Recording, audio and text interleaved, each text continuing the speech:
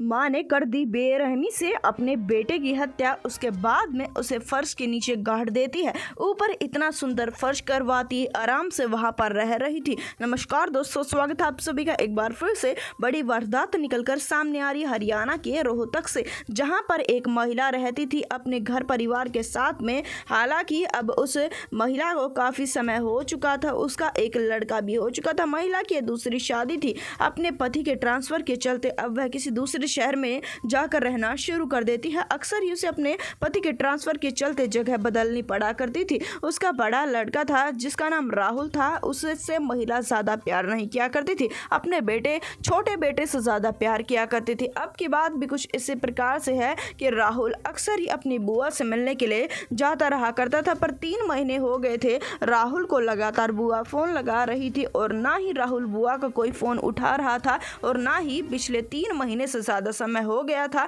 राहुल उससे मिलने के लिए नहीं गया था। इस वजह से उससे मिलने के लिए बुआ घर पर आ जाती है। जैसे ही उसे ढूंढने लगती है तो वह घर पर मौजूद नहीं था। झूठ मूठ की कहानी सुना देती है और कह देती है कि राहुल किसी काम से बाहर गया है, जिसके पश्चात में बुआ कहती है कि जब तक वह नहीं आएगा मैं तो इंतजार करती रहूंगी। जिसके चलते 2 दिन बीत चले जाते हैं। महिला इंतजार करती रहती है पर लड़का कहीं से भी नहीं आता। उसके बाद में बुआ जैसे ही घर में जा रही थी उसके पैरों तले से जमीन खिसक जाती है। सिर्फ एक जगह पर पक्का फर्श था और पूरे घर में कच्चा फर्श था, जिसके बाद में उसे शक हो जाता है। शक हो जाने के चलते वह 3 से 4 दिन तक इंतजार करती है और इंतजार करने के चलते उसे कुछ भी नहीं पता लगता है। जिसके बाद में फैसला कर चुकी थी कि वह राहुल को ढूंढ कर रहेगी, जिसके चलते वह अपने भाई से इस बारे में पूछती है कि राहुल कहाँ पर गया। उसे भी नहीं पता था। उसका कहना यह है कि मेरी पत्नी ने मुझे कहा कि वह अपने दोस्तों के साथ में किसी कैंप में कहीं पर गया है, इस वजह से मैंने ज्यादा पूछने का प्रयास नहीं किया।